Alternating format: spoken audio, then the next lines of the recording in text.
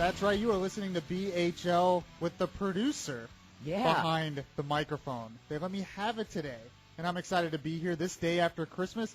Did you have a good Christmas, Deb? I did, Mike, because my mom was home. You know, we've been talking about the fact that my mom had unplanned open heart surgery and a triple bypass. She came home Christmas Eve and was able to spend her first full day at home yesterday on Christmas Day. So, needless to say, my brother and I had the best Christmas ever. That's the best Christmas gift you can Ever. get. Yeah, especially exactly. for her and you guys. Yeah, absolutely. So I'm really, really glad that was able to happen. Good timing on that part. I'm also joined by producing today, Tom Benson. Good morning, Tom. Good morning, everyone. How are you? I'm good. Did you have a good Christmas? I had a great Christmas. Great Christmas. Yeah? Good, a lot of family stuff. Cool. And that's what I did too. And I passed up the ice cream. What? Because I wanted to, feel good about myself after eating all those cookies. I passed up ice cream. Okay. It's not. You're like, I'm not on a diet. I just wanted more cookies than this ice cream. Did you realize, Tom, you've got a few days to eat the cookies and the ice cream, and that gives you something to do on January 1st. Yeah. It's like going out to a restaurant and ordering a banana split and a diet soda. Oh, yeah, definitely. It makes no sense. So eat the ice cream. Eat the ice cream. I like diet soda. And we are also joined by our intern, Michael. How's it going, Mike? Good morning. It's a good morning. I know, a blast from the past. Blast from the past. Did you guys miss me? Yes, we did. We missed you very much, especially Mike. I cried a little. Did you? Yeah. Oh, good. I'm Mostly not because alone. I had to do it all. But yeah, I'm glad you're here. I'm happy. Did you have to a be good here. Christmas? I had a great Christmas. Got to see all my family in Sarasota. Cool. It's not over. I'm going to go see my family down in South Florida next. It's been nice. That Good is holidays. nice. And that's what the family, that's what the holiday's about, really. It's about family. Yep, that's what I did on my Christmas. One of my gifts I got was a little mini helicopter that my dad got. It's already broke. Already broke it. Did you really? Apparently, I'm not a helicopter pilot. Who knew? I mean, that was one of my dreams, but I guess I'll just have to keep doing radio instead. Yeah. Oh, sorry. darn. Yeah. But I had a great Christmas, too, with my family. I hope everyone out there had a great Christmas as well. Deb talked about the protests going on in Missouri and Oakland and other places around the country, even on Christmas Day. I'm going to talk more about that next in Orlando's news, weather and traffic, coming up in 2 minutes on News Radio 102.5. Well, good morning, everybody. As you can hear, Bud is still off today, but I'm here. Yaffel's here. He's still here today, and I'm in the host chair today talking about the latest news. And obviously, one of the big stories over Christmas and over today is more protests in Missouri, in the state of Missouri, because another shooting of a black man. This time, though, the black man was armed. So we're so used to saying, another shooting of an unarmed black man, but they actually have this on video where this person was actually pulled a gun on the officer. He pulled a gun on the officer, and the officer, probably feeling threatened, his life threatened, which I think any of us in this situation would feel threatened, shot him and killed him. And, I don't want to hear any of this. Well, why didn't he shoot him in the leg? Why didn't he shoot him in the hand or in the arm? Like they're all supposed to be expert marksmen, when a crisis hits. If you talk to any cop and they talk about why they're trained to kill, it's because this isn't the movies. It's not like you shoot a perp, you shoot a guy, and they just fall backwards immediately. In the movies, there's usually a dramatic shift backwards, and they just fall, and they're dead. It's not the movies. Usually, if you shoot someone, they will still keep coming after you, especially if that guy's big in size. This is something they learn in the military as well. If you shoot someone like in the arm or in the shoulder, there's a good chance, especially if you have a gun, they will still keep coming after you, and they could still shoot and kill you. So that's why they're basically trained to keep shooting until that person is down. That's why Michael Brown had a lot of shots in him, because he was a big guy charging the officer, and the officer's trained to keep shooting until that person's down. Because you have to stop him from coming. One shot isn't necessarily going to stop him from coming. So that's one of the things that's not talked about. That's one of the facts that people need to realize. That it's not as easy as when you're in that situation and you can just shoot them in the leg and they just fall down and they're like, oh, and they're immobilized. No. The cop's life is being threatened.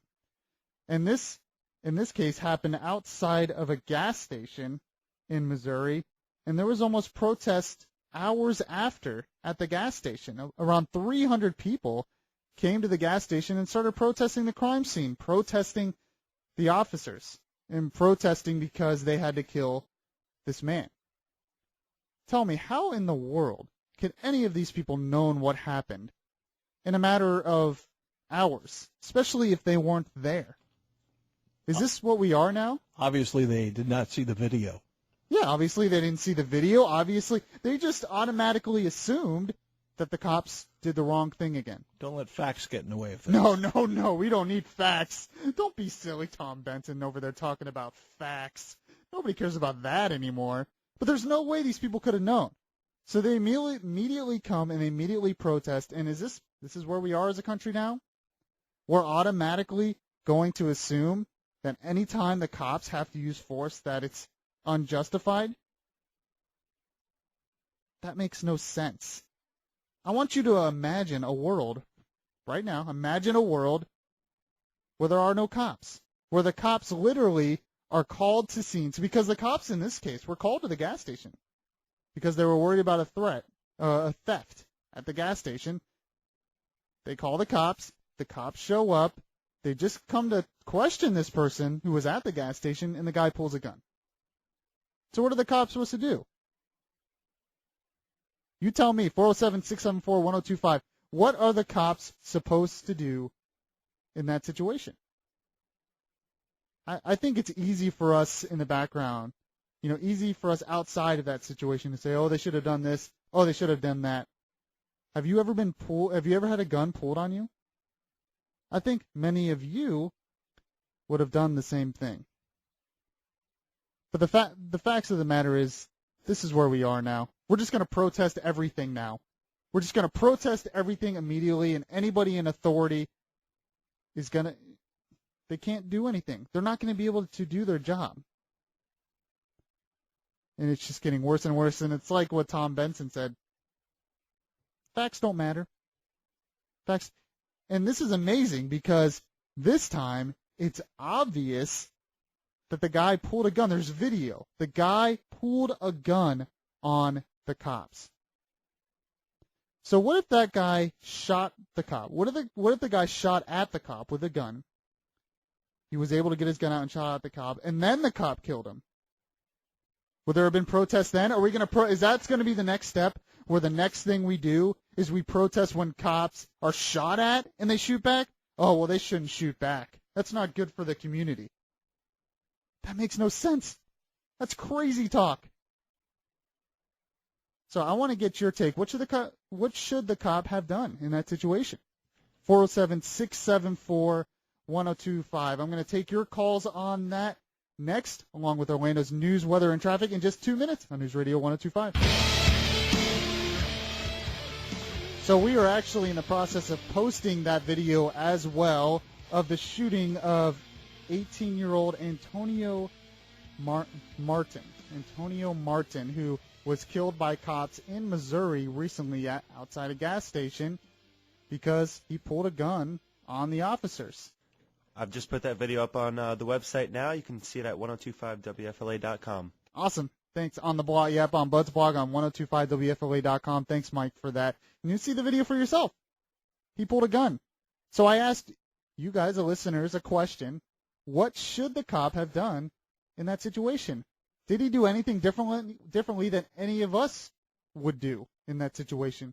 Are we going to get to a point in this country where we protest when cops are shot at or guns pulled on them and they're going to shoot back and they kill them? We're going to protest that too? We don't even want the cops to shoot ever? Do you really want to live in that world? Because I certainly don't. I feel good that cops carry guns because that makes me feel safer because they're protecting and serving the community. So I don't have to worry about it. But we're coming to a point where that's not going to be possible. Cops are going to be too afraid to actually do their job, and the ramifications of society are going to be bad. It's not going to be good. When we live in a society where cops are not allowed to do their job, where cops are going to be reluctant, we're not going to feel safe. And when things happen in our lives, we're not going to want to call the cops either. We're going to want to take things into our own hands. That's where it's going. That's where it's going. So what should the cop have done in that situation? I want to take your phone calls. You can call in as well, 407-674-1025. And I'm going to talk to Tony in Orlando. Welcome to the show, Tony. Hey, Yappy. Merry Christmas, pal. Thanks. Merry Christmas to you, too. What do you mean are we going to get to that point, Yappy? We're at that point.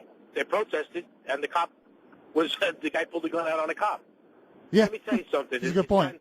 It's gotten to that point already, Yappy. What everyone's got to look at is this. The cop did what he's supposed to do, shoot to kill. Someone pulled a gun on him. If someone pulled a gun on me in the street, I'd take out my 9 and kill him. Yeah. I mean, well, not only that, but let me ask everybody a question. All these parasites that were killed, and that's what they want, parasites. Is the world a better place? I want everyone to think about that. How many felonies they had? How many arrests did they have? How many people did they rob? What would they do to your daughters if you left your daughter with these parasites? Is the world a better place? And that's all I had to say. Thanks, Tony. Thanks for your call. He makes a good point. This kid was only 18. Antonio Martin was only 18, another teen, and he had a gun, and he pulled it on a cop. That's another issue we have to talk about. Why is it that an 18-year-old kid thinks it's a good idea to pull a gun on a cop? Maybe it's because all the protests that we've been experiencing recently? That might have something to do with it. I mean, they're taught now that all cops are bad. With all these protests, with people like Al Sharpton coming in and other people in the media, these young black kids are automatically going to assume that cops are bad, and they're going to think pulling a gun on a cop's a good idea. Tony made an excellent point. Maybe this is where we are already in society. I was talking about where we're going to go. It's going to get even worse and worse, where we're going to protest every single occurrence by a cop. We're going to protest every time a cop has to use force. So then the cops aren't going to do anything. Then what? Then what? It's not a world I want to live in. Stuart in Cocoa Beach, you are on with Michael Yaffe filling in for Bud. Yes, Michael. Obama hasn't seen a white cop that looks like his son. That's one of the problems, and he and Holder are both seething racist, and they have a racist agenda. You know, if there are white cops that kill blacks, black cops that kill whites all the time. Yeah. And they're not mentioned by Obama. They don't look like his son either. The black cops don't even look like his son. Well, and you make an excellent point. Thanks, Stuart, for your call. You make an excellent point too. Why does Eric Holder and Obama, why do they not talk about when black cops kill whites or when black people kill white cops? Because it's all about politics. That's why Obama and Eric Holder are commenting on all this stuff. You know, Eric Holder wanted to send exploratory committees and all that stuff to Ferguson, wanted to get involved in the local trial with local police involved. He wanted to get involved where it's not his place. Why? Because of politics. Because they want the federal government more involved in local police matters. It's all about politics. They can play on that division all day and use it to get votes. And the fact is, it works. The Democrat Party gets 90 to 96% of the vote every time, of the black vote every time. It's amazing. Coming up next is the Wall Street Journal Report, and we have that and much more in Orlando's news, weather, and traffic in just 2 minutes here on News Radio 102.5. At this time every morning, the business of BHL is business as we catch up with what's going on in the economy with the Wall Street Journal Report. And yes, at this time every morning we are joined with the Wall Street Journal Report, and this morning we're joined by Joan Doniger, who I talk to every morning on the other side of the glass, so it's my pleasure to talk to her on this side of the glass. How are you doing this morning, Joan? Absolutely great, Mike. How are you? You have a nice holiday? I did have a good holiday. How about you? It was wonderful. I was telling the rest of the people on my staff here how one of my gifts was one of those little mini helicopters. Oh, those are great. Yeah, I already broke it. Oh, well, that happens a lot. You have to learn how to fly those. My husband does those. He loves that kind of stuff. And it's hard. Yeah, it's very hard. It's not as easy as you think. And it takes a while, and you get to be really good with repairs. It's like when we were kids, and a lot of guys used to build models Well, you just Right. get, all that little precision stuff. You have to get good at that. Well, they told me it wasn't that expensive, and I told them next Yeah. time, just give me a remote control car. I can there do you- a little bit better with those. But speaking of Christmas, I hear that the retailers did pretty well, that Christmas actually helped Yeah. them. Absolutely. Well, a late surge in Christmas shopping may have been just enough. Now, the bean counters are still counting things up, so we're not quite sure what we'll see, but the International Council of Shopping Centers says sales did gain steam throughout the month and were very strong leading up to Christmas. The National Retail Federation is expecting a 4% increase in sales over the past 2 months, over last year, for the strongest holiday sales growth in about 3 years. Mike? Sounds good. Sounds good. A lot of people on Christmas saw that new movie, The Interview. How well did it do? Yes. Well, it was a show of patriotism for some, and for others it was an issue of free speech. Showings were packed, but they were only in about 300 small theaters around the country. Fans who went to see the movie The Interview did want to make a point. Of course, the drama involved in the fictional story of a plot to assassinate North Korea's leader, the threat from North Korea, Sony's decision to pull the debut, and then roll it out in those small theaters. But showing at the Texas Theater, for example, and yes, that is the same one where Lee Harvey Oswald was arrested, it ended with a long round of applause. One of the movie stars, Seth Rogen, greeted moviegoers in L.A. to thank them. So again, it was kind of the people who went were looking for a little more than entertainment. Awesome. And, Charlie Brown Christmas, that's one of the best Christmas movies of all time. Oh, yeah. And I would for definitely agree. And I hear that it does well not only here, but in Paris. Absolutely. And, for many of us, it isn't Christmas without a Charlie Brown Christmas. And in France, that might soon be the case. Charlie Brown, Snoopy, and the crew have made their TV debut there. Now, not with the Christmas story. People are not seeing the old cartoons. They are seeing brand new material. 500 cartoon shorts featuring the Peanuts gang are being scripted, animated, and broadcast, but only in France. The move is part of a big business strategy. It's to bring the Peanuts crew to a new generation of kids all over the world, and those plans include, in France anyway, computer animated the animated film feature that is scheduled to open next year. Yeah, I saw the trailer for that, but I want to see those shorts here. I want Snoopy here. Why is he in Paris? Move them all over the world. Snoopy, happiness is a warm puppy. Well, bring them all over the place is basically their philosophy. Okay, I can't argue with that. Happiness is a warm puppy. So, all right, thank you for joining us this morning, Joan, and you have a great day. Thank you. You too, Mike. All right, so Mitch McConnell, he's out there and he's saying his number one goal for the GOP, the Republican Party, next year is to make it the party of yes. Yes to what? Somebody answer me that. The party of yes to what? Yes to everything Obama's doing? Yeah, how about no? All right, we'll have that in Orlando's news, weather, and traffic in 2 minutes on News Radio 102.5. Good morning, everybody. Obviously, Bud's not here. Don't hear the big booming voice, but you get to hear me, a familiar voice, Mike Yaffe. I am obviously, as you know, the producer of this show.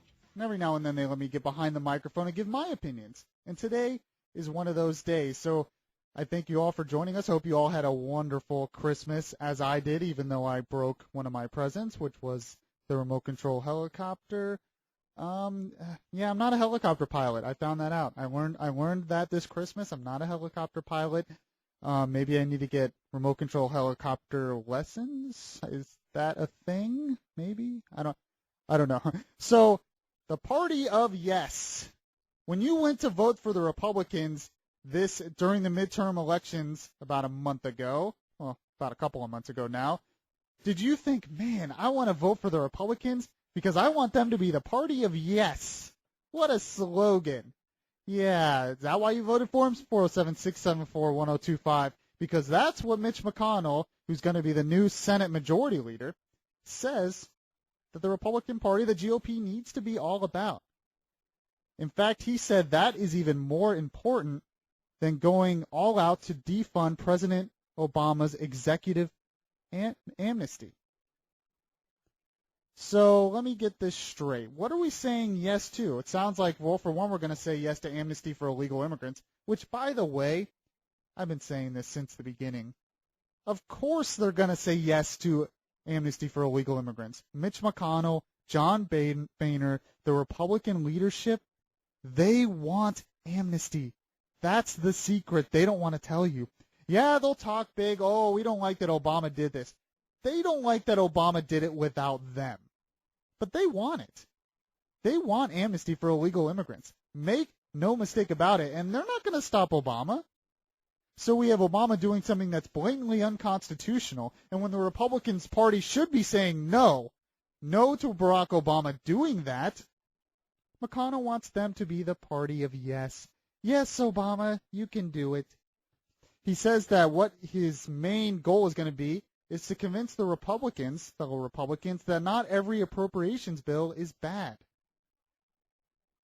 Well, we all agree that not every bill is bad, but when you're spending $1.1 trillion, and we're already $18 trillion in debt, and you're ranking up trillion-dollar deficits, $500 billion deficits, we want to say no to that.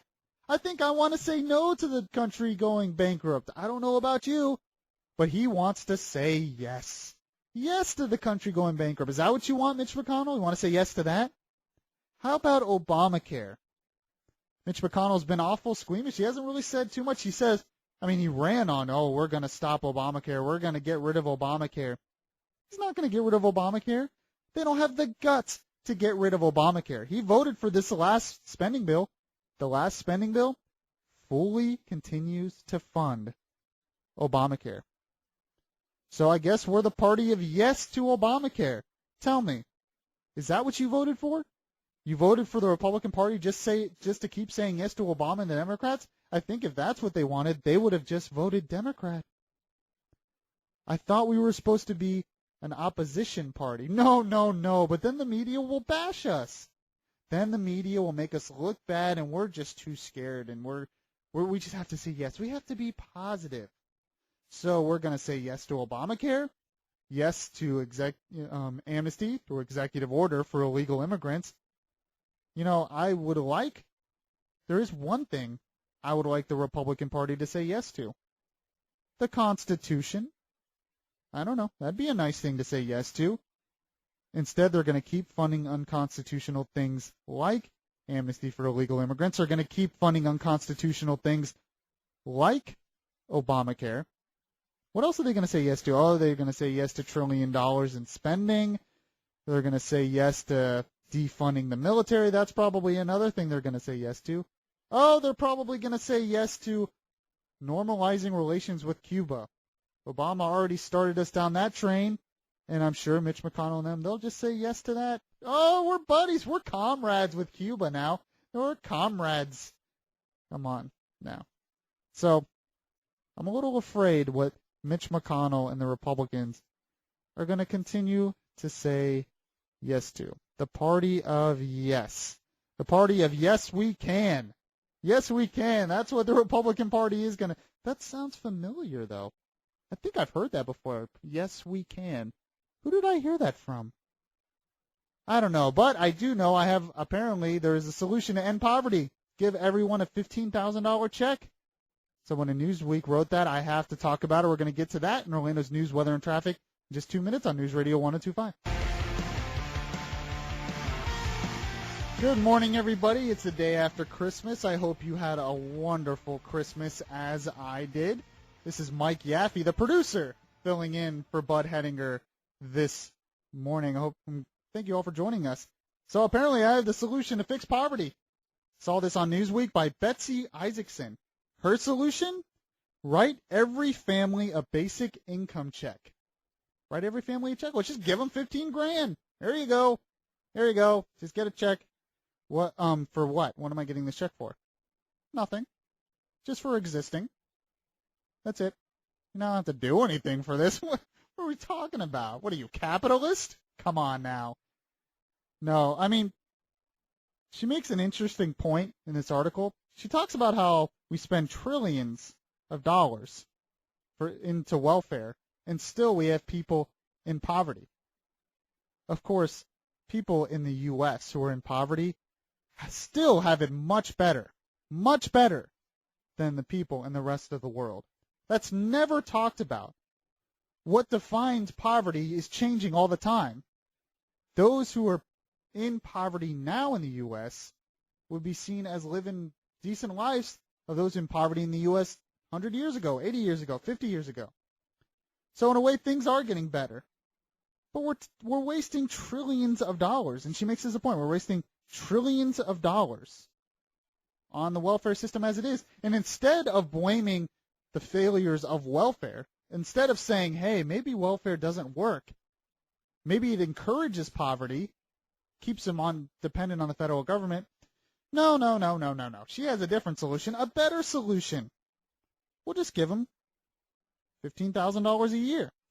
She says a simple cash subsidy, $15,000 per year, which is about what the average retiree gets annually from Social Security. Oh, Social Security, that's right, that's going so well. That's going so well, isn't it? I expect to get all my Social Security when I retire, aren't you? I know you're excited about it. Michael, why are you shaking your head no? I'm not going to see a dime. Exactly. But she makes an interesting point. We should all just get $15,000 a year for every household. Give the poor and middle class a financial floor on which they could live, take care of their loved ones, and maybe, says Jacobson, think about what really needs doing, what they would like to do, what they have trained to do, as opposed to simply what someone might hire them to do. So I guess they could probably, paint. I mean, nobody wants what the crap that they're painting, probably. But now they'll have money to do it, so they'll just do it. We'll all just be at home, painting, building models, flying remote control helicopters and breaking them. That's probably what we're going to do. Makes a good point that additionally federal and state governments together spend $1 trillion on welfare of the food stamp variety. Adding those costs together, that's $1.88 trillion that the government spends every year. So instead of doing that, she says, just give everyone a basic income check. Now, prices won't go up. No. Don't worry about that thing called inflation. It's amazing that these people get to write for Newsweek. They have no idea about basic economics, that if you just flood the market with cash without adding any productivity, without adding anything new to the economy, all it does is raise prices. So I have a better solution, though. I say this is my solution to end poverty. You're going to think this is genius. Why didn't I think of that? Here's my solution. $15,000 really ain't that much. You can't live off that. Why don't we give every American $1 million? $1 million. I mean, the budget's like $3 trillion?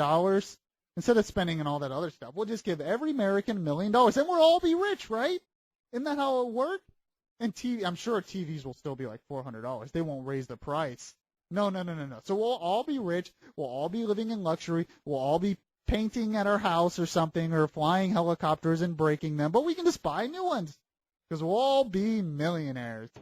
Won't that just solve everything? $15,000 ain't enough. We need way much more than that. I don't see any problems with that. Do you, Mike? You want $1 million? I would love $1 million. Yeah. Now, would you love $1 million if that bread that you buy at the grocery store costed $500,000? Pocket change. Pocket change. Oh, it's amazing that these people get to write for Newsweek. This is what's coming. I mean, this is blatant communism, by the way. This is blatant socialism. And this is what's coming. And we don't even care. She gets to write for Newsweek and make money doing this, saying this crap. So she probably, wants to get paid for painting. She wants to get paid more for writing crappy articles. That's probably why she wants to do this. Coming up in the next hour, I have the lesson of lessons on how to deal with Cuba and why normalizing relations with Cuba probably isn't such a good idea. And it's not me. The Simpsons predicted this years ago. All right, we'll have that in Orlando's news, weather, and traffic in just 2 minutes on News Radio 102.5. That's right. You heard her right. She didn't mess up. Mike Yaffe is hosting Bud Hedinger Live this morning, and frankly, I'm enjoying every minute of it.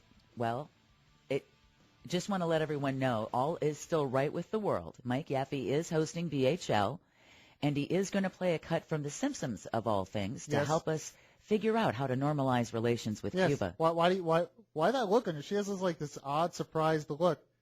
No, it's great. It's wonderful. It's I'm awesome. I'm not ruining everything. just, it's kind of like one of those dreams where you show up to work and you're not wearing your pants and you're wondering if it's a dream or if it's real. I thought that was just me. That was real life, Mike. Put your pants on. Notice Tom Benson's not saying a thing. Very interesting. I've had those dreams, yes. Oh, okay. I think they were dreams. Usually in my dreams, it's just like I can't get something to play or something to work right, and the show's about to start. And those are the worst. I know. Where you wake up in your dream and it's sunny outside and you can't figure out why nobody called you to come in and do the news. Are they trying to tell me something? Yeah, well, I like this dream better.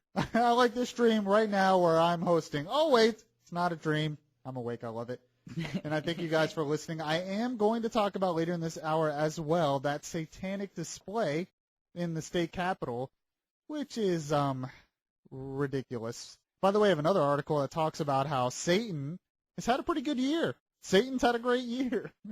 Who would have thought? He's been all over the news this year. So I'm going to talk about that. But first, I have to talk about normalizing relations with Cuba. I was on vacation the week that all happened, so I didn't get to comment on it too much, so I have to talk about it next. Rubio and Rand Paul are on a little tiff about what the right thing to do is, so I have to give you the details on that. We'll have that in Orlando's news, weather, and traffic in 2 minutes on News Radio 102.5. Well, first, thank you all for listening. This is Michael Yaffe filling in for Bud Henninger, the producer. So you get a familiar voice. You want a familiar voice, and Bud's got to take a vacation, so you get me. Okay, I don't hear a lot of excitement out there. Well, maybe that's because it's radio, but still. I was expecting to hear cheering in the streets because I'm filling in, but I guess not. I guess I'll continue on. So we all know by now that Obama announced a couple weeks ago that we're going to normalize relations with Cuba. We're going to put an embassy down there. We're going to, they had a trade for prisoners, and we're going to normalize relations, and Obama wants Congress to eventually lift the trade embargo. Tell me, and I asked this on a number of things that Obama does, but here's my question to you once again. How does this help me, the American citizen? The president is supposed to be the president of the United States, but it seems like he's been doing more for our enemies than he has been helping us, the United States. Because Cuba was our enemy. They were a communist country aligned with Russia in our hemisphere, and that's why we had the trade embargo in the first place. So my first question is, how does this help us in the United States? Maybe you have an answer for me. 407-674-1025, 855-545-1025 if you want to comment and tell me why this is a good thing. And if you believe that it's a good thing, you're not the only one. Senator Rand Paul, who I usually love, he's great. He came out and supported it. He said he thinks pretty much that it's a good idea. And he even attacked Rubio, calling him an isolationist for not being supportive of it. Marco Rubio has been strongly against it because, his family were exiled from Cuba. They were from Cuba. They escaped Cuba, came to the United States, saw how much better of a country this is, and now Rubio, probably going to run for president, is talking about how we cannot lift this trade embargo, that it's not a good thing, and not only that, but it's not going to help the Cuban people. Yeah, there might be more money flowing to Cuba, but do you think the people, the normal everyday person, is going to see any of that money? Probably not. So you're going to have the country, the state, is going to get richer. By the way, Raul Castro, who's running Cuba now, he said, we're staying communist. So what did we get out of this? Rubio made the point that the president made this deal and we didn't get anything out of it. They made no concessions towards democracy, no concessions towards human rights. They're still oppressing their people. Last week, they rounded up a bunch more political opponents in Cuba and arrested them. It hasn't solved anything. All we're doing now is propping up their totalitarian, corrupt state. They're going to be the ones that benefit. The people are not going to be the ones that benefit. So why, once again, I ask again, why are we doing this? How does this help us? aligning with our enemies. I'm sorry, but I have to be on the side of Rubio. I have to be on the side of Rubio. And Rand Paul and others are saying, well, we have open relations with China. We have open relations with Vietnam. We trade openly with them. We don't have any trade embargoes of them. Tell me, how's that going? How's this whole thing with China going? Oh, they own most of our debt. They're building up their military. They have cyber attacks against us all the time. They support our enemies. But we get a lot of cheap crap from them. So that's good. So your main argument is that, well, we do it with China, so we should do it with Cuba? Because it's going so great with China. By the way, China still oppresses their people. By the way, they still don't have rights in China, the people in China. By the way, they still arrest Christians and sometimes torture them all the time just for their faith. And that's going to happen in Cuba. It's going to still happen in Cuba. They're not going to have any more rights in Cuba because they have some money there and we can maybe have tourists there or something. No. The people there are not going to benefit. Obama made this deal without any concessions by them for democracy, for human rights. And what's amazing is Rand Paul's kind of a hypocrite on this because earlier this year he came out and he said we should not give any aid to countries that persecute Christians. But you want to lift the trade embargo to Cuba? Cuba's a straight communist state, and they persecute Christians every day. And you've said nothing about that, Rand Paul. So we're going to now support another country, prop up another country that persecutes freedom, that persecutes Christians. But hey, we might get some cigars out of it. Give me liberty or give me Cuban cigars. Wait, I don't think that's how it went. Doesn't sound very patriotic to me. In the next segment, I'll tell you what we can learn from the Simpsons about how to deal with Cuba and basically what's going to happen to us. Exactly what's going to happen to us when we start lifting the trade embargo. That and Nuena's news, weather, and traffic in 2 minutes on News Radio 102.5. Good morning, everybody. You are listening to Bud Hettinger Live with me, hosting today, Michael Yaffe, usually producer, today, host. And I'm having a great time. I hope everybody out there had a wonderful Christmas. And we've been talking about Obama normalizing relations with Cuba and how there's sort of a division within conservatives and a division within the Republican Party on if this is a good idea. Rand Paul thinks it is a good idea. I and Marco Rubio think it's a bad idea. It's just going to help our enemies, not the United States of America. So I thought the best way to teach what's going to happen to us with Cuba would be from an episode of The Simpsons. I know that's what you were all thinking. That's the best way to do this.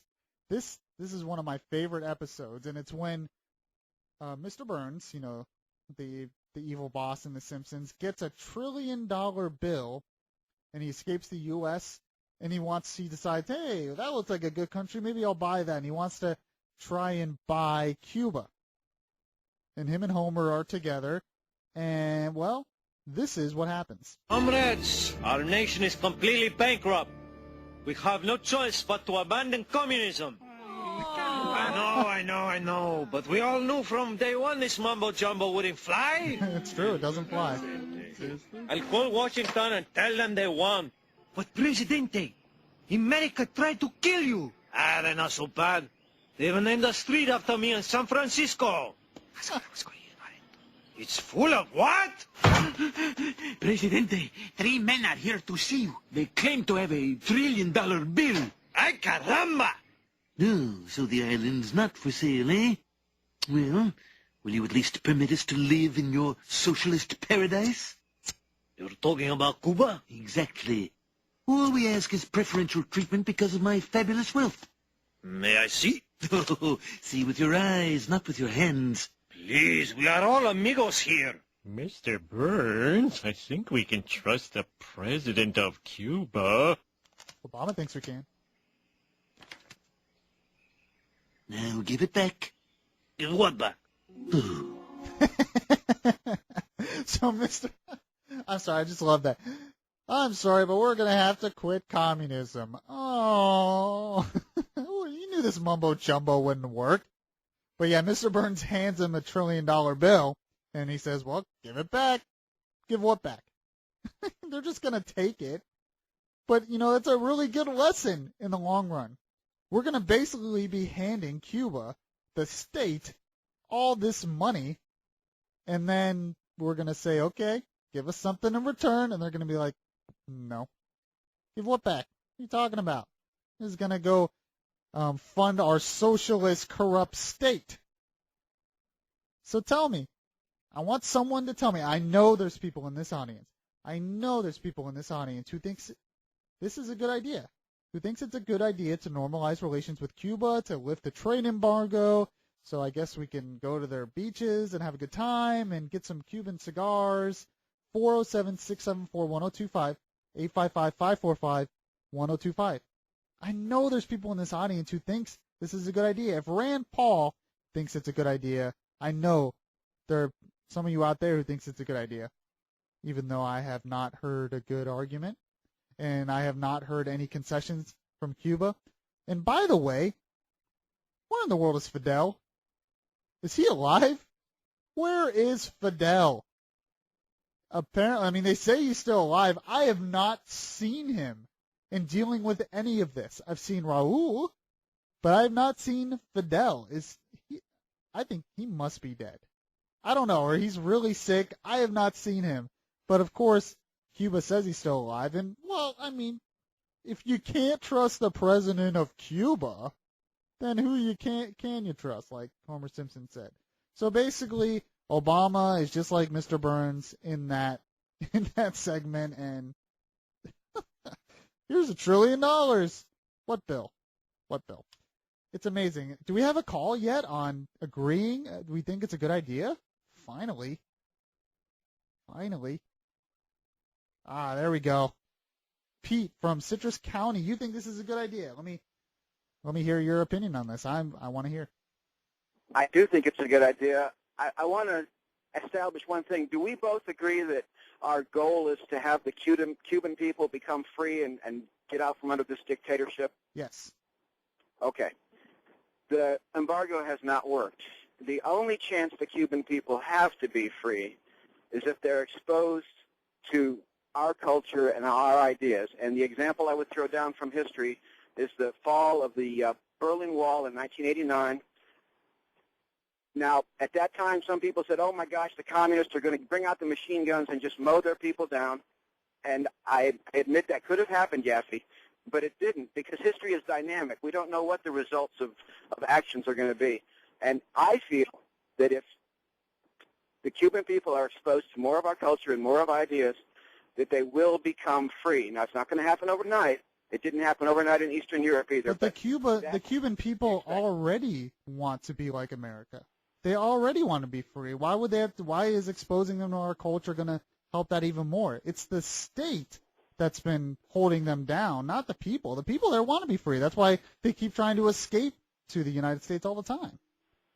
I couldn't agree with you more. You're exactly right. But in a civilization, in a culture, the population has to achieve a critical mass of people that believe in one idea. And right now, after all the indoctrination they've had since the late 1950s, that critical mass has not been achieved. But the young people do think, with more liberal ideas. I hate to use that word because I'm a conservative, but I'm using liberal in the traditional sense. Right. And the more people that are exposed to it, the more people that start thinking that way, it'll be like a landslide, and the communist regime will be eventually removed, and they'll have something, more like at least some freedom. It'll still be socialist, but you understand what I mean, Yaffe. All right. Thanks, Pete. I appreciate your call. You're not the only one who thinks that. I just don't think that's going to work. The people in Cuba already want to be free. I feel like the money sending it to Cuba is just going to prop up the state, and they're going to still oppress their people, but they'll have more money to do it and to basically stay communist instead of collapsing because communism doesn't work. Deborah Roberts is joining me right next to me this morning. How are you, Deb? Fat and sassy. How are you? Good. Not fat and sassy. She says that every morning, and Trust It's me, true. trust me, everybody out there. She's not fat and sassy. We're going to talk with her and get updated on the latest news. We'll have news, weather, and traffic in just 2 minutes on News Radio 102.5.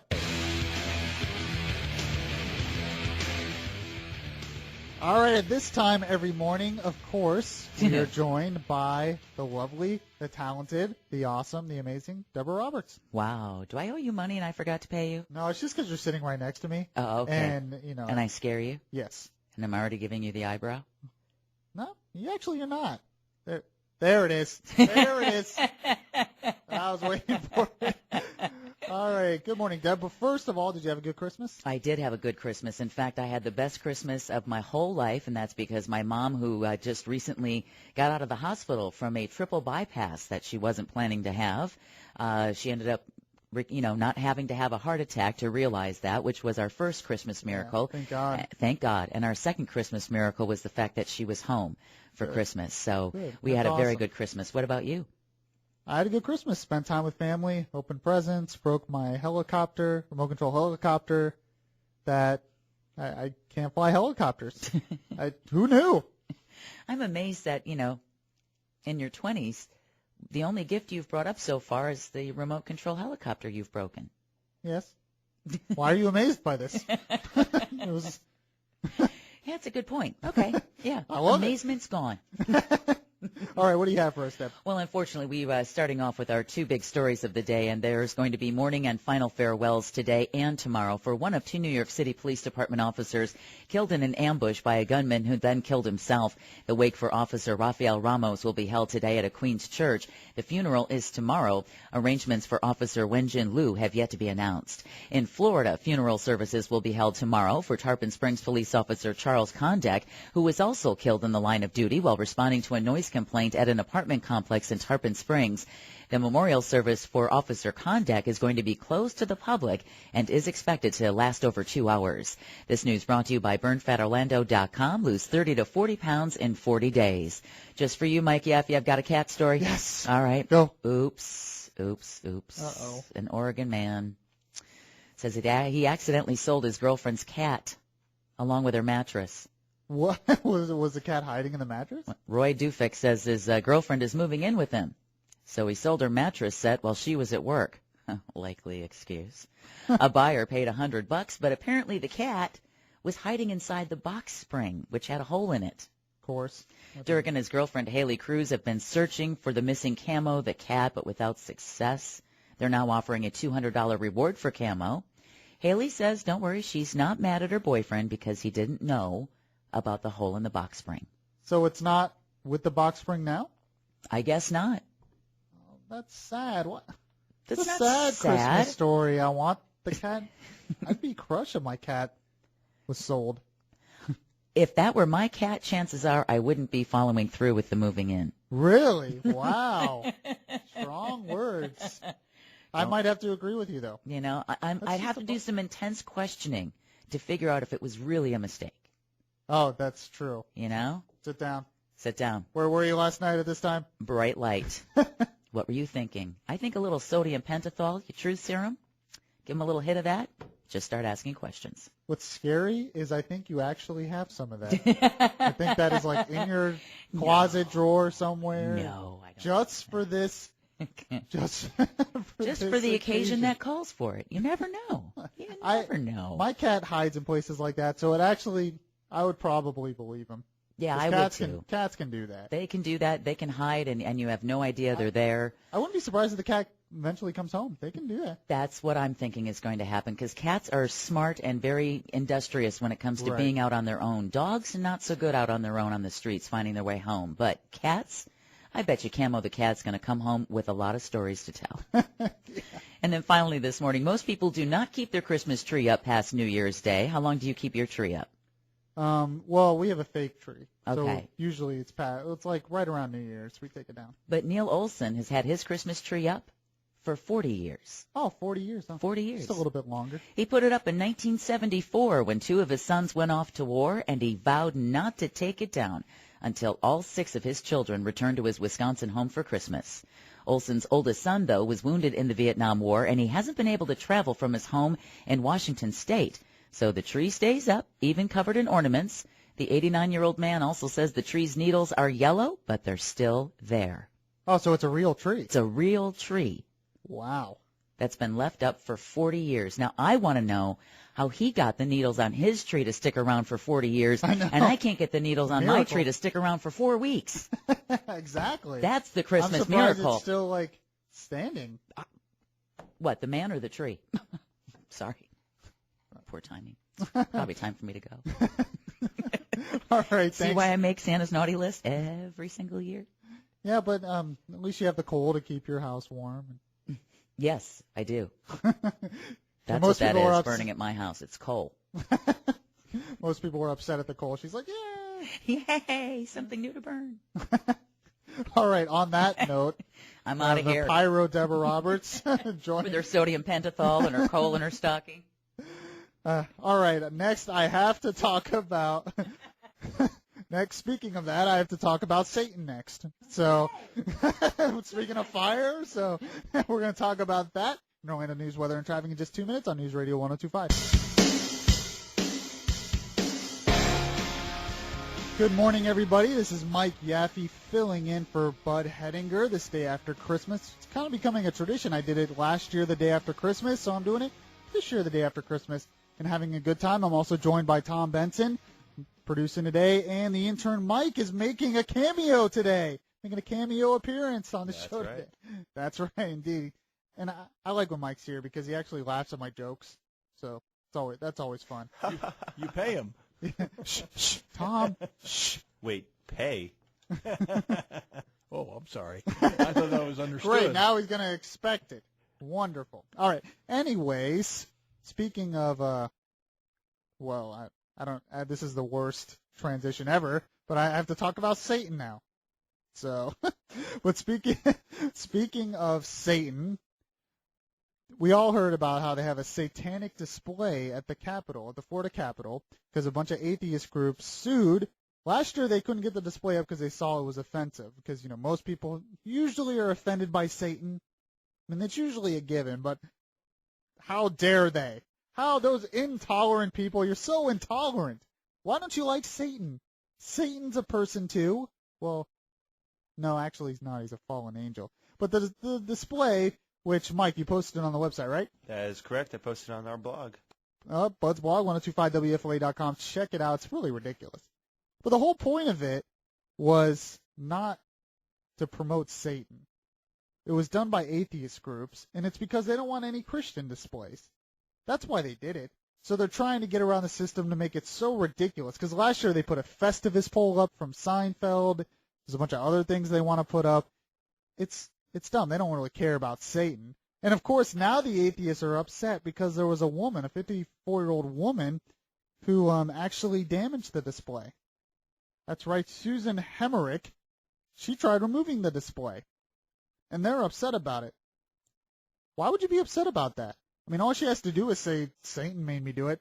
I was tempted.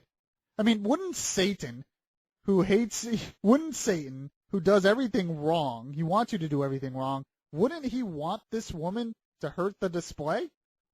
Wouldn't that be what Satan would do, mess up displays? So they should be happy if you're a Satanist, right? That's what I think. I mean, look, I only messed up the display because Satan tempted me to mess it up. So I did it. That would be my defense. But they're all upset. Look how intolerant these people are against Satan. Yes, I'm one of those people. I know you might say this is not politically correct in today's world and that I'm too intolerant. But I am intolerant of Satan. I don't like him. I don't like his displays. I mean, yeah, how dare I say that? But yeah, I am intolerant of Satan. But what this really is it's an attack on Christianity. And this is growing in this country, all over our country. And it's happening more and more. These people in these groups, they hate Christianity. It's more than just not believing in God. Groups like this, they hate Christianity. They want Christianity out of the public square. They want Christianity out of this country.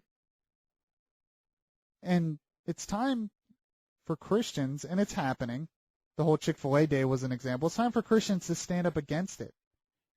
Believe it or not, Christianity is a good thing for society. The Judeo-Christian ethic is a good thing for society. Once we get rid of God in the society, we are already seeing the effects of getting rid of God, because we are religious by nature. We want to believe in something bigger than ourselves. So if we don't believe in God, what are we going to replace God with? We're going to replace it with something. Is it going to be money? Is it going to be the state? What's it going to be? And where do we get our moral code? I mean, you're upset that they hurt a satanic display. Why? Why is that wrong? You've taken God and morality out of society, so why is it wrong to hurt a display? Who says? I felt like it was a good thing, so I'm going to do it. So it's just about what we each think is good, but it's an attack on Christianity. And that has to be said. It's not about tolerance. It's not about political correctness. It's about attacking Christianity in this country. We're under attack. That's just the bold truth. It's just the bold truth. Okay, so next, some fun and games. We have to get to the Brain Buster if you want to call in, 407-674-1025. I have a great Brain Buster question. We have a great prize. We'll have that. Orlando's news, weather, and traffic in 2 minutes on News Radio 1025. Welcome back to Bud Henninger Live. This is Michael Yaffe, the producer, who is actually the host today, filling in for Bud Henninger. And at this time every morning, it wouldn't be Bud Henninger Live without the Brain Buster question. And our intern Mike will tell us what we're playing for today. A great prize today. You can win a pair of tickets to see The Night at the Museum, Secret of the Tomb, at any Regal Theater, valid Monday through Thursday. Night at the Museum is in theaters now. And that actually looks like a cool movie. It's one of Robin Williams' last movies that he'll be in. It was. So it's actually kind of a big deal to see that. 407-674-1025. Toll free still open, 855-545-1025. So the Brain Buster question today. Well, first, like so many things electrical, the history of electric Christmas lights begins with Thomas Edison. During the Christmas season of 1880, Edison, who had invented the incandescent light bulb the previous year, hung strings of electric lights outside his laboratory in Menlo Park, New Jersey. The first use of electric Christmas lights in a household on a Christmas tree is generally credited to Edward H. Johnson. The Brain Buster question, what year did he put up those Christmas lights on a Christmas tree, which would be the first time electric lights were ever used on a Christmas tree? What year did he do that? Line 1, what year? 1884. No, close though. Line 2, what year? 1901? Nope. Went too far. 1894 was close. You're both heading in the wrong direction. Line 3, what year? 1890. Nope, still heading in you're heading in the right direction, but it was still earlier than that. Line 4, what year? 1884. You're actually really, really close, heading in the right direction, still earlier than that, though. Line 1. 1896? Nope, wrong way. 1884 was the closest yet. It was still earlier than that. What year were the first Christmas lights ever put on a Christmas tree? First electric Christmas lights put on a Christmas tree. What year did that occur? Line 2. 1882. Exactly right, 1882. And where'd you go, line 2? He hung up. Oh, man, well, I don't know. Can we play the jingle now? I didn't say you had to play now. It's kind of a downer. He hung up. All right. Oh, I guess we'll just take Mike, the intern, to the movies. Yes. He's right. That was a great prize you missed. But, yes, it was 1882. In typical style for the Edison company, he solicited coverage in the press. So he made it a big press event. It's interesting. Actually, before that, people used to put candles on Christmas trees. Seems like a fire hazard. I'm kind of glad we have electric lights. Just saying. All right, news is coming up along with weather and traffic in just 2 minutes on News Radio 1025. A little dog saved that girl from the bear. Absolutely. It's a great story. 25-pound dog scared off a 200-pound bear. More of a reason to get a pet. Absolutely, because we've also got that story out in California several months ago of a cat who chased off a dog that had mauled a little boy on his bike. My cat would do that. Oh, I bet your cat would. I am convinced my cat would save me. I was at the vet one day, and I had the cat in a carrier, my cat in a carrier, and a dog, it was a friendly dog, came up to me. Someone else's dog came up to me. My cat went nuts. My cat started hissing and, swiped at the thing. I guarantee you, if he wasn't in that carrier, I think he would attack that dog to help me. Probably. Now, my dog would protect me to a point. This happened a while ago. Dog heard something in the backyard, barked like he was going to rip whatever it was in half, and then he ran behind me. You were supposed to protect him. Exactly. Ah, gotcha. Exactly. One very smart golden retriever. Yeah, I was about to say, one very smart dog. Well, good morning, everybody. On this day after Christmas, I'm also joined by, producing for me, Tom Benson this morning. Good morning, Tom. Good morning. It's Boxing Day. That's it. That's Boxing Day. Where we return all our gifts that we didn't like. Well, actually, Boxing Day is a day in the British colonies that the servants got gifts from their. Right. From Did you give your servants gifts? I will when I get home. Yeah. Oh, okay. I'll give her exactly what she deserves. You know what's interesting is that Boxing Day in the British colonies, that's all about servants getting gifts from their masters or whatever. Here in the States, Boxing Day just means it's another day at your local Brawl Mart. That's right. That's right. Yeah. Have fun. Another thing worth noting is UCF plays in their bowl game today. That's right. St. Oh, Petersburg, the big point. Go UCF. That's right. 8 o'clock. Yeah, and we're also joined by our intern making a cameo appearance today, Mike. Good morning, That is correct. Good morning. I'm happy to be back. You're Even though you're not getting paid. Well, they never get paid anyway. That's all right. Neither do we. Yeah, I was about to say. That is an excellent point. Yes, it is. Practically volunteer here. Hey, speaking of Boxing Day, the one that doesn't get paid over here, just saying, throwing it out there, guys. Oh, yeah, you are kind of like the servant. Ah, okay. Do you want any more coffee? Yes. I don't drink coffee. And I need that back rub. He keeps bringing me coffee, and I don't drink Diet coffee. soda, Diet Coke. How about that? The honey bun. You know how to hook up producer over here. Honey bun. Yeah, breakfast at Champions. That's right. All right. Wait, do you hear that sound? Your cholesterol. I do have high cholesterol already. I wonder why. I'm not going to even go there. All right, moving on. All right, next, I have to talk about some comments made by Al Sharpton that kind of went under the radar after the NYPD, the shooting of the NYPD officers in New York. We're going to get to that in Orlando's News, Weather, and Traffic in 2 minutes on News Radio 102.5. Well, good morning, everybody, on this Boxing Day, as we talked about in the last segment. This is Mike Yaffe, the producer, filling in on the big chair, Bud's big chair. He will be back, not next week, but the following week. But I'm glad to fill in whenever he doesn't want to be here. I'm glad to fill in. I thank you all for joining us. I'm joined by Tom Benson and the intern Mike this morning. Our phone number is 407-674-1025 if you want to call in on anything I'm talking about. So speaking, I just did the news update on the funeral of one of the New York City Police Department officers who was killed by a guy who they were just sitting in their police car. You know the story by now. And this guy just shoots and kills them. And he put on his Twitter before that he's going to give pigs wings today. So he did it because of everything that's going on. He did it because all these protests, all this anti-cop movement out there, this anti-cop mentality out there, it put someone like this who's already on the edge, pushed him over the edge, and he felt like this was great revenge to kill two innocent, by the way, minority cops. They were both minorities themselves. One was Hispanic, one was Asian. And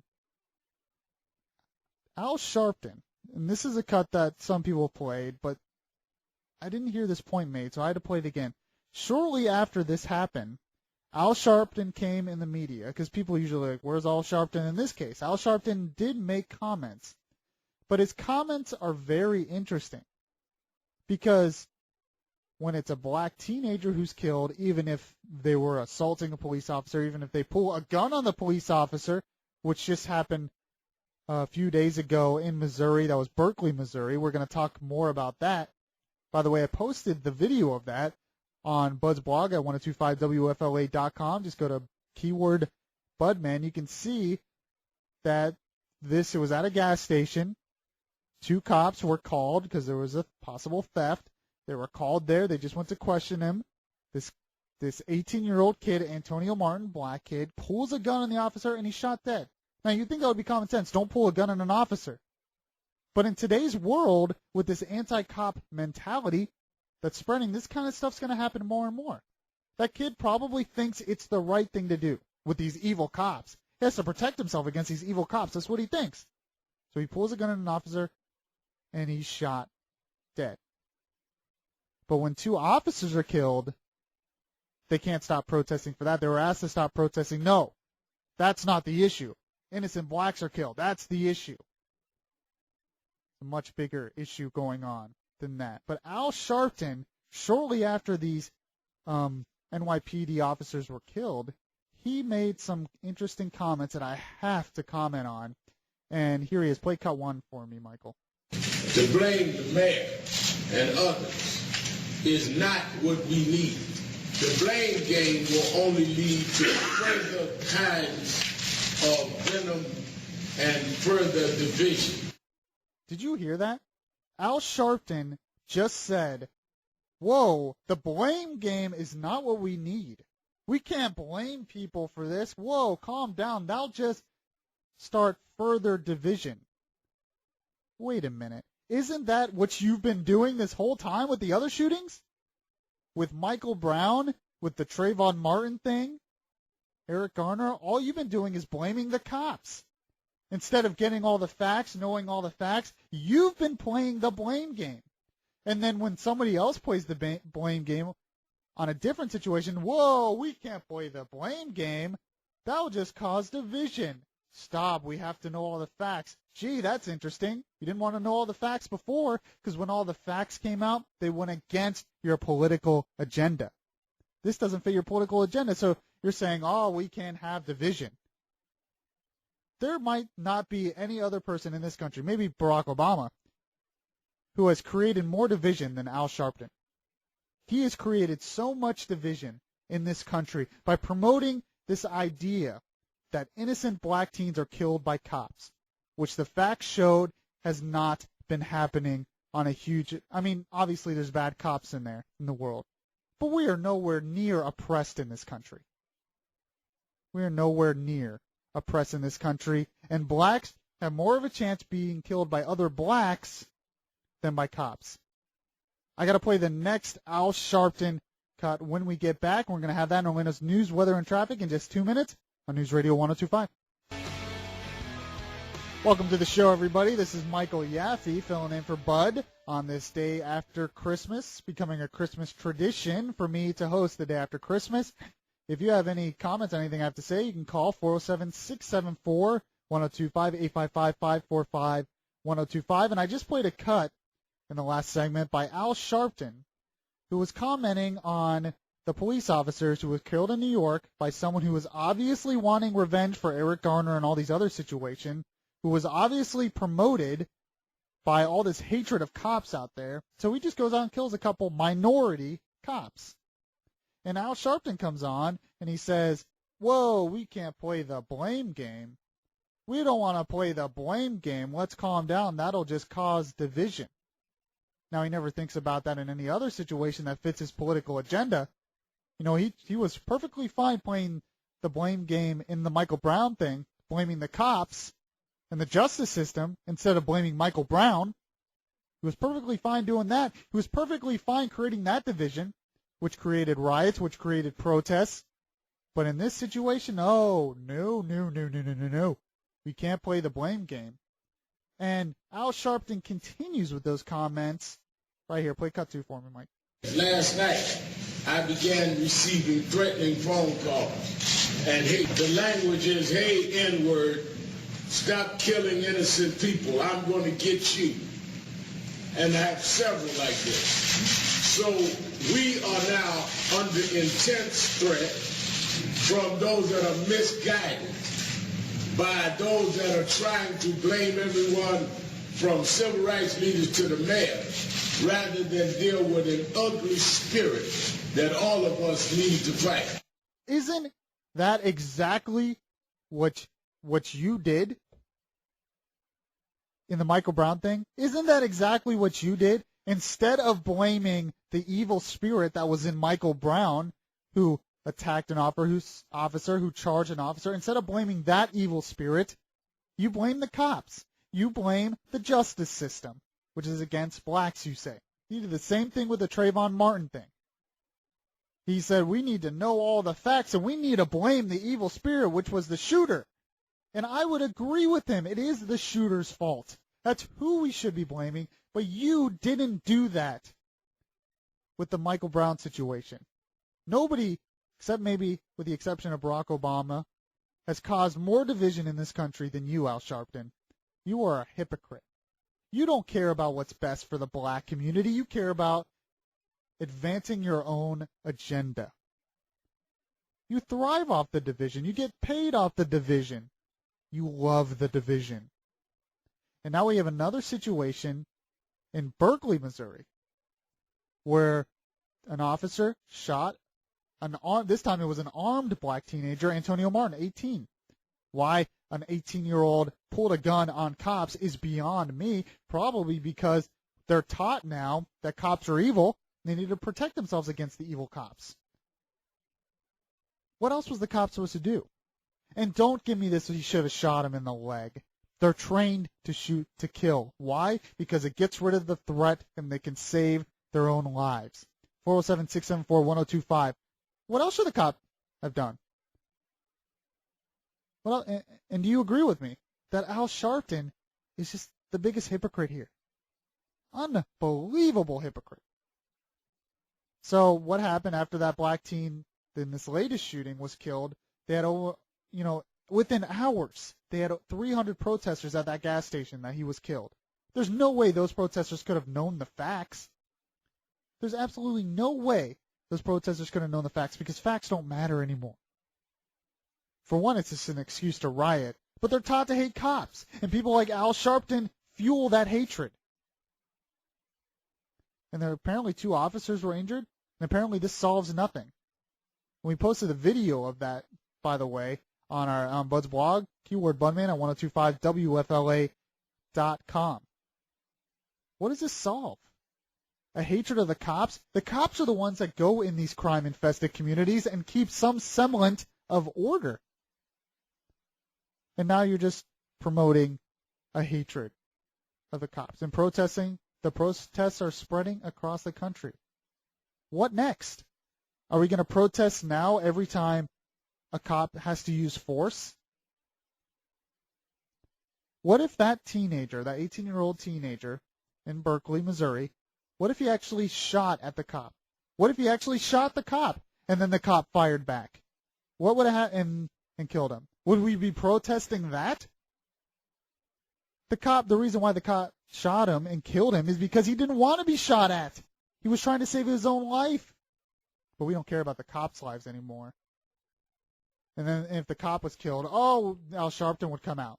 If the cop was killed instead of that teenager, Al Sharpton would come out and he said, we can't play the blame game. We have to know all the facts first. You don't care about facts. You don't care about facts, Al Sharpton. Unbelievable. 407-674-1025. I'll take your calls on this. We have Deborah Roberts coming in the studio in just a couple of minutes. And we have Orlando's news, weather, and traffic in 2 minutes on News Radio 102. Good day after Christmas morning. I hope you had a wonderful Christmas. This is Mike Yaffe filling in for Bud Henninger, and I am joined, of course, by Deborah Roberts. Yeah, I'm here. I'm back again. Yeah, you had to work yesterday, didn't you? Yes, I did. Yes, I did. But, that's all right. That's all right. People still need their news, even on Christmas Day. That's a good point. And, there might be some lonely people out there who are alone on Christmas, and they heard your voice, and it just made them feel a little bit better. So that's good. That's a good thought. I like to think about that. That would be nice to know. You were a friend for somebody on Christmas. Oh, thank you, Mike. That'll make up for the lack of cash in the paycheck. But That's what I tell myself every day. What do you have for us, Deb? Well, unfortunately, not good news to start off with. A wake is being held this afternoon for one of the two New York City police officers killed in an ambush on a Brooklyn street last weekend. Mourners are going to gather at a church in Queens to pay their respects to Officer Rafael Ramos. His funeral will be held tomorrow, and it will be attended by Vice President Joe Biden.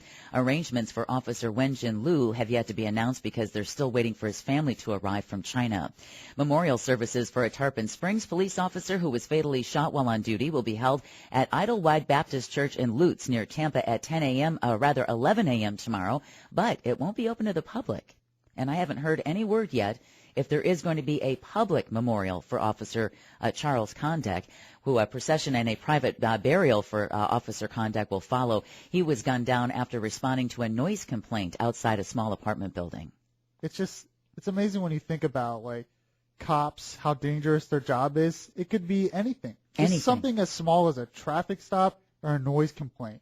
And they could be putting their lives on the line. They do every day. Every single day. Here it was a noise complaint at a small apartment complex, what many officers would call a quote-unquote routine call. Right. But as we see in this case and in New York City, there is no such thing as anything routine when you're dealing in law enforcement. Exactly. Let's do some fun news now. I'm up for that. All right, me too. This news brought to you by BurnFatOrlando.com. At least one Christmas vacation fan was driving on New Jersey's Garden State Parkway on Christmas Day. That's because someone changed a sign for the highway's exit for Clark and Westfield to read Clark Griswold. Okay. Griswold, of course, is the father's character played by Chevy Chase in the Christmas cult classic. State Police spokesman Sergeant Gregory Williams confirms photos of the sign posted on social media are indeed real. But the taped-on Griswold sign at the highway's exit 135 was later removed by the Turnpike Authority. What a Grinch. You know, what a Grinch. Ruined it. All right. This Moscow shopping mall wants to encourage good manners, sort of. I like manners. You won't like these. Uh-oh. Customers are invited to wipe their feet on doormats bearing the United States flag. Of course. The mall's Russia's our friends now, right? Yeah. The mall's workers said in a statement the mats are a protest against the U.S. policies of encouraging color revolutions in former Soviet states such as Ukraine and spreading anti-Russian sentiment. You know, we really don't need to do that because the Russians do a great job all by themselves. I mean, they're just, sending military equipment and arming rebels in Ukraine. Yeah, shot down a passenger plane and have suffered no repercussions whatsoever from that. But, yeah, absolutely, it's our fault. Some shoppers, of course, say they're okay with the mats, while others disagree. One shopper saying, I think people who do this are imbeciles. I like that person. I like that person. That Russian can come here anytime. Let's make him a citizen. Exactly. I like him. Just come on over. Yeah, exactly. Still, it is clear, though, that the country's tenuous relations are having repercussions. My thing, though, Mike, is this doesn't really bother me because the ruble has fallen so much in Russia. Yeah. People aren't going to be able to afford to go to the mall. That's a good point. Problem solved. That is, why the ruble's falling, right? Yeah, because it's Russia. No, because sanctions. Well, sanctions, oil prices. Oil prices, because we're drilling more here. That's right. Oil prices have dropped. I mean, some of our lowest levels that we've seen in 5-6 years. So keep it coming. Yep. Well, if that story doesn't drive you to drink, maybe this one will. A man named after whiskey has named his son for bourbon. Whiskey for bourbon. 31-year-old Jack Daniels Leathers could not make this up. Says he and his 23-year-old wife, Lydia Leathers, which sounds more to me like the name you'd hear in an adult film. Yeah, this is true. Chose the name well before their marriage. He says they talked about baby names on their first date and thought Jim Beam would be a good idea. I'm wondering how much Jim Beam they drank on their first date. I was about to say, that was a classy first date. Wasn't it? Yeah. That's just got trailer park written all over it. Jim Beam Leathers was born on November 14th, turning a grandparental ire into tradition. Jack Daniels Leathers says his parents named him to upset his parents. Really? Yeah. It's been going on for generations. You're naming your kid to upset your parents instead of, thinking about the kid. And it doesn't end there. He says if they have another baby boy, it will be called Evan Williams, after the bourbon, and a girl would be named Sherry. Now, I kid you not. The alcoholic names extended even to the Terrebonne Parish judge who officiated at their wedding. Care to take a stab at what the judge's name is? Bud Light. Yeah. Judge Johnny Walker. Oh, of course. Duh. Can't wait till their next kid, Kahlua. Yeah, comes exactly. comes Well, in. that's going to be their adopted child from Mexico. It's going to be named Kahlua. Are you sure you're not making this up? I couldn't make this stuff up. I know. Who could make that up? You know, their Oh, adopted man. Japanese child is going What, to are be you called jealous? Are you jealous? Did you Kieran. want that name? I was looking for the name Jaeger. Jaeger. There you Jaeger. I'm sure that'll be coming up. You know, I'm one going to of their start calling grandchildren. you Jaeger now. The distant cousin. Our intern, Jaeger. I got to bet, though, that Judge Johnny Walker is probably pretty popular. I guess so. That's someone you want to hang out with. You know what I'm saying? Well, Deb, I always love hanging out with you. Sure you do. Liar. People don't know this, but like off the air, Deb is my life coach. I go to her with all my personal problems. Who would and think she that? fixes them. Who would think that? Yeah, I know. Thanks, Deb, for joining us. Oh, here. you got it, Mike. You're doing a great job. Oh, thank you. You really, really are. Huh? I think It's anytime that Bud takes off, if Mark Logus can't fill in, and of course Simon does a great job as well, I think it should be given to you. Okay, I'm down for that. Number 3. Wow, he didn't even have to argue at Nope, all or nope. anything. No Excellent. hesitation there. And then pretty soon I'm going to get my own show where I become everyone's life coach. That would be a great show, actually. I would love to do that. That's my dream. That's my radio dream, to be the Oprah of radio. That'd be awesome. The Oprah Just radio. think of the I get advice to I know- could give, huh? Huh? I would call in the show. I need it. We'd have to disguise your voice. It's a good point. All right. Tom is pointing at his watch, so we're late for a break, and we'll have more on Whatever more on might the fit, latest yeah. news. Yeah, whatever I want to talk about. And news, weather, and traffic in just 2 minutes on News Radio 102.5. So the IRS is whining. They're complaining. I know you're all very concerned. By the way, this is Michael Yaffe, the producer, filling in for Bud this morning, this day after Christmas. And the story I have to talk to you about is the IRS. They're whining because in the new spending bill, they had $346 million cut from their budget.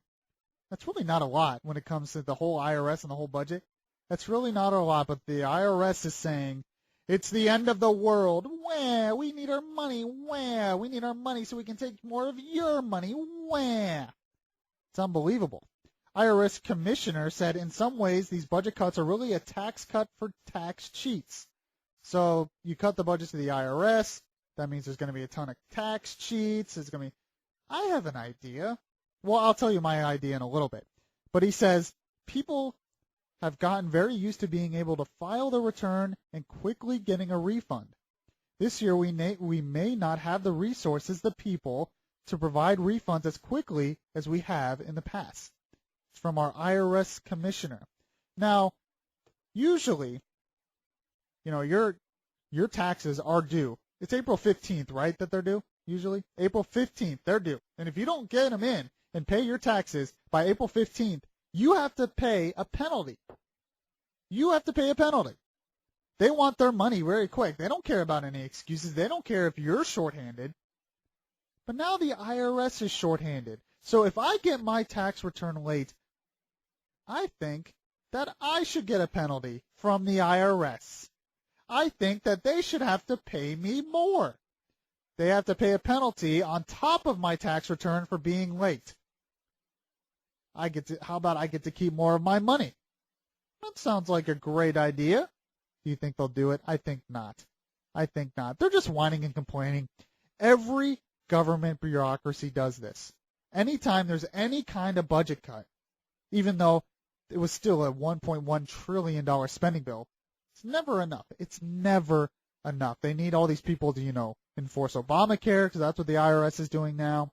And now they're going to say, well, now you can't get your refunds on time. Now the economy's going to collapse and the sky's falling and the end of the world. It's not the end of the world. Give me my tax return. But I actually have a better idea. If this is such a problem, how about we just get rid of the IRS entirely? That seems like a good way to solve this. Why is it so hard for you to get my return back to me on time? Maybe it's because the tax code is so freaking complicating that it takes forever. That this giant bureaucracy has to go through so many steps just to get those tax returns back. How about this? How about you just don't take so much of my money to begin with? How about I just keep that money, most of my money, instead of you taking it and then giving some back to me later? I would rather just keep it. I don't really need it. We don't really need all these steps. Now, I'm actually for a flat tax, but I would definitely prefer the fair tax, too, over what we have now, a complicated tax code that when you cut $346 million, which means they're spending a whole lot more of that on the IRS right now, it isn't the end of the world, because you don't need a huge IRS to monitor that. We would just get to keep more money. Why don't we just all give 10% of our income in taxes? We just give it. They take it out of our paycheck or whatever. We give it, and that's the end of the story. None of these loopholes, none of these deductions, none of these extra taxes we have to pay, corporate taxes, capital gain, all this extra stuff they add on, all these fees. No. We all just give 10%. Everybody works for the church. God was okay with that plan, giving 10%. If God's okay with it, I think our government should be okay with it. Everybody just gives 10%, and that's it. I just solved the problem of the IRS. We just get to keep more of our money. But they're complaining because they're going to have to take longer to give me more my money back. That's my money that I earned. And, of course, they don't have to pay a penalty for that. Unbelievable. So I think if I get my tax return late, I should get extra money in there because they get extra money if I'm late. I want that extra money. What do you think? 407-674-1025? I have the real Christmas story that I want to share with you coming up. That and Atlanta's news, weather, and traffic in 2 minutes on News Radio 1025. Well, thank you for joining me, Mike Yaffe, hosting Bud Hedinger Live this morning, the day after Christmas. I have the real Christmas story, which I want to share with you in a minute. But first, I want to take a call. I was talking about how the IRS is complaining and whining because they had a budget cut, and they're not going to get us our tax returns on time. And my idea was, well, they should pay me more. I have to pay a penalty when I'm late, so if they're late, they should have to pay a penalty to me. Sounds like a good idea to me. Dusty in Apopka, what do you think? I completely agree with you, but Thanks. when don't I? Yeah, that's true. Dusty is like my biggest fan. I love Dusty. Always comments on my Twitter and retweets. He's awesome. But go ahead, Dusty. Sorry, I interrupted you.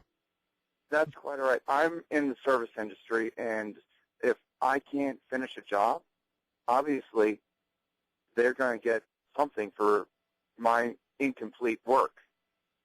Why is it not the same for our government? I know, if it's they can't never the complete same work for on that. time, we should be getting something back. And they're still getting millions and millions of our tax dollars to run the IRS, but it's never enough. It's never enough. That's the problem with government bureaucracies running everything, is it just grows and grows and grows, and they just take more from the taxpayers. It's all about... And and nothing it's just, ever gets solved. Of course nothing ever gets solved, because they don't have the accountability of the marketplace. They don't have any real accountability. Dusty, you're awesome. Thank you for your call, as always. Right now, before we end the show, and I thank you guys for letting me fill in for Bud this morning, I wanted to talk to you about the real Christmas story and about what Christmas is really about. Now, most of us know the story. Jesus being born in Bethlehem. That's God, by the way, becoming man. That's how powerful that is when you think about God becoming man, stepping into our creation. It's not talked about enough. It's not seen that way enough, but that's what it is. He was born in Bethlehem because they had to go there to pay the taxes, and he was born in a manger, most likely in a stable because there was no room left for them in the inn. The story is usually gentle. We sing Silent Night. It's gentle. It's humble. But I want to read you this from Revelation chapter 12, which talks about it.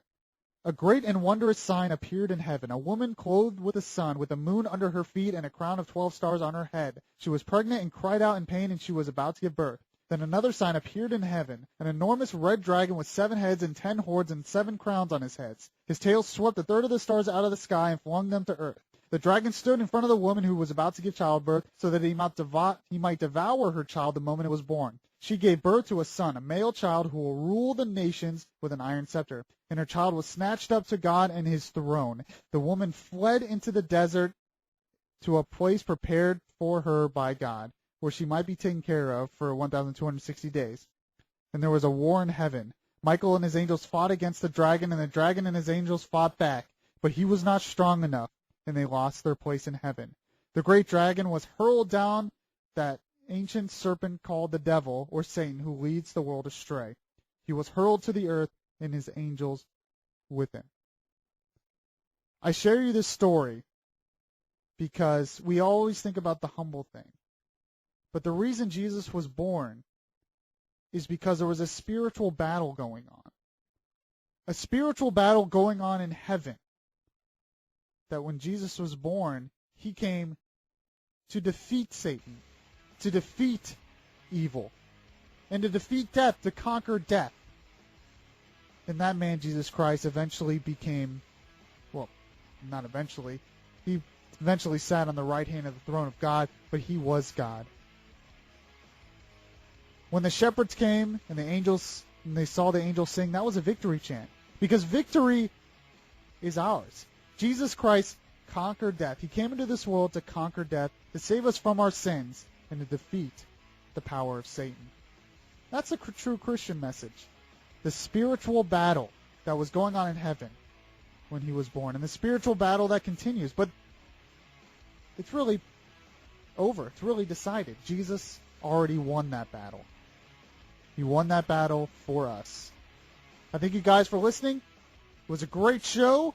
I'll be back on Monday, of course, as producer as always. Thank you guys for listening. Thanks to Tom and Mike. Thank you guys for listening. God bless America.